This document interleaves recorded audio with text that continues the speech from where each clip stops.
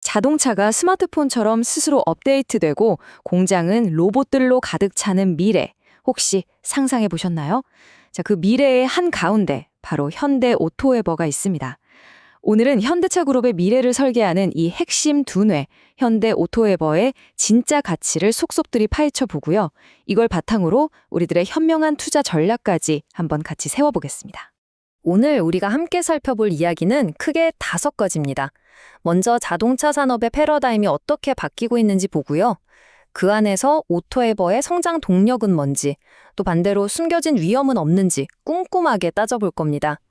그런 다음 지금 주가가 과연 적절한지 분석하고 마지막으로 그래서 우린 어떻게 사고 팔아야 할지 구체적인 전략까지 명쾌하게 정리해 드릴게요. 자, 그럼 첫 번째 이야기부터 시작해 볼까요? 현대 오토에버를 제대로 이해하려면 먼저 이 회사 주변에서 불고 있는 거대한 바람, 그러니까 자동차 산업 전체의 변화를 알아야 합니다. 바로 자동차가 소프트웨어라는 새로운 옷을 입기 시작했다는 거죠. 예전에는 자동차의 심장이 뭐였죠? 당연히 엔진이었죠. 그런데 이젠 그 심장이 코드가 되고 있습니다. 자동차의 가치를 결정하는 기준이 눈에 보이는 쇳덩어리에서 눈에 보이지 않는 소프트웨어로 완전히 넘어가고 있다는 겁니다. 바로 이 거대한 흐름, 소프트웨어 중심 자동차, 즉 SDV라는 흐름 속에서 현대 오토에버의 진짜 가치가 드러나기 시작합니다. SDV 말이 좀 어렵죠? 그냥 바퀴 달린 스마트폰이라고 생각하시면 딱 맞아요. 우리가 밤사이에 스마트폰 업데이트하면 새 기능 생기잖아요. 그것처럼 무선 업데이트, OTA만으로 자동차 성능이 좋아지고 없던 기능이 추가되는 시대가 오는 겁니다. 현대차 그룹이 2025년부터 모든 차에 이 기능을 넣겠다고 선언했는데 이 엄청난 계획의 설계자이자 실행자 그 두뇌가 바로 현대 오토에버라는 겁니다. 좋습니다. 그럼 현대 오토에버는 도대체 구체적으로 뭘로 돈을 벌고 앞으로 어떻게 더 커 나갈 수 있을까요? 이 회사를 앞으로 끌고 나갈 강력한 성장 엔진 3가지, 바로 SDV, 로보틱스, 그리고 스마트 팩토리를 하나씩 뜯어보겠습니다. 자, 이 매출 구조를 딱 보면요.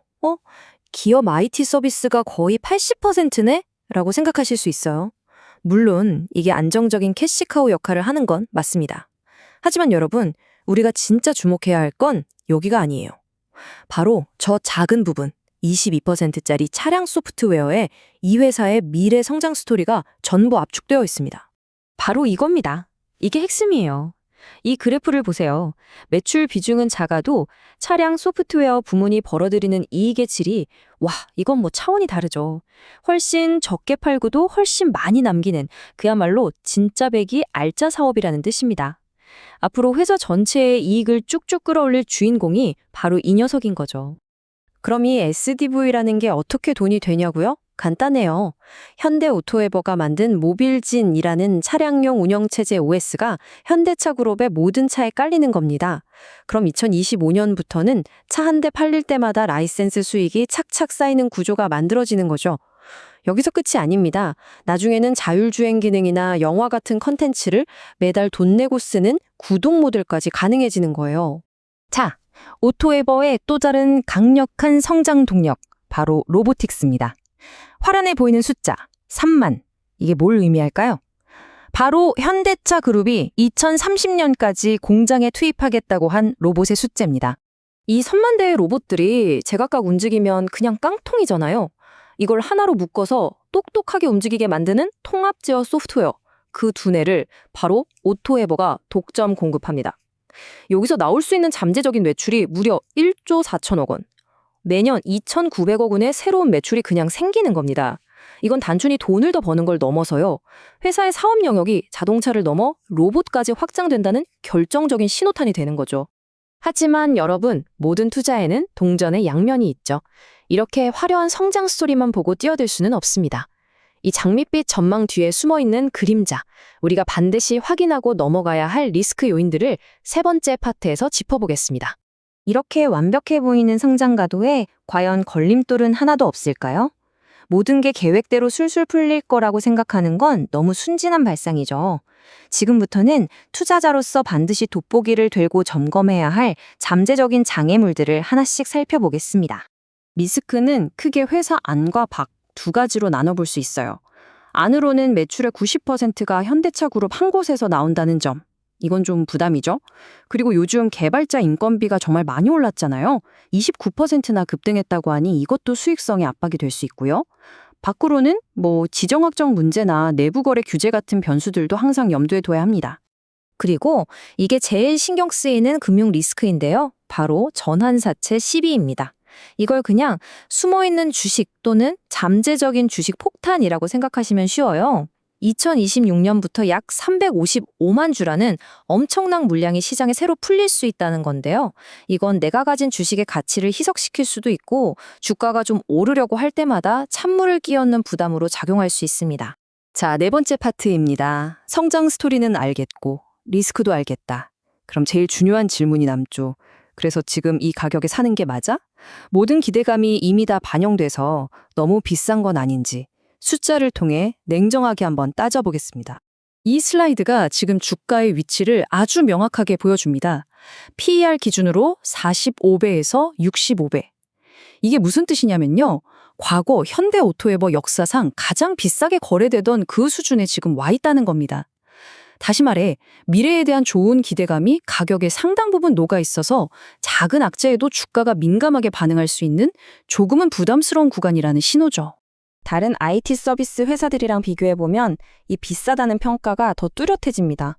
삼성 SDS나 롯데 이노베이트와는 비교가 안 될 정도로 높은 프리미엄을 받고 있죠. 이걸 뭘 의미할까요? 시장은 현대 오토에버를 더 이상 단순 IT 회사가 아니라 미래차와 로봇이라는 대체 불가능한 성장 스토리를 가진 특별한 기업으로 보고 있다는 강력한 증거입니다. 자, 이제 드디어 마지막 5번째 파트입니다. 지금까지 우리가 살펴본 성장 가능성과 리스크, 그리고 현재 주가 수준을 모두 종합해서 그래서 우리는 지금 어떻게 행동해야 하는가? 이 질문에 대한 구체적인 투자 전략을 제시해 드리겠습니다. 결국 투자는 이 저울질 아니겠습니까? 저울 한쪽에는 SDV와 로보틱스라는 아주 강력한 성장 엔진, 그리고 탄탄한 재무 구조라는 기회가 놓여 있습니다. 하지만 반대편에는 높은 가격 부담, 인건비 상승, 그리고 잠재적 매물 폭탄이라는 리스크라는 추가 달려 있죠. 이 균형을 어떻게 봐야 할까요? 그렇다면 구체적인 가격 전략을 세워보죠. 일단 48만 원 부근은 매물이 많이 나올 수 있는 저항 구간으로 보입니다. 그래서 보유하고 계신 분들이라면 일부 이익을 챙기는 걸 고려해 볼 만하고요. 반대로 새로 사고 싶다면 주가가 조정을 받아서 35만 원에서 38만 원 사이에 지지 구간으로 내려왔을 때가 훨씬 유리해 보입니다. 그리고 만약의 경우를 대비해서 32만 원이 무너지면 일단 후퇴한다는 리스크 관리 원칙도 반드시 세워둬야 합니다. 최종 결론입니다. 보유하되 조정 시 매수. 장기적인 성장성은 정말 확실해 보이지만 지금 가격은 솔직히 좀 비쌉니다. 따라서 성급하게 추격 매수하는 것보다는요. 시장이 흔들릴 때마다 기회를 잡아가는 장기적인 호흡이 필요한 시점입니다. 현대오토에버는 더 이상 단순한 IT 계열사가 아니에요. 자동차와 로봇의 미래를 그리는 거대한 플랫폼 기업으로 변신하고 있습니다. 자, 여러분은 이 거대한 변신에 동참하시겠습니까? 아니면 한 발짝 물러서서 지켜보시겠습니까?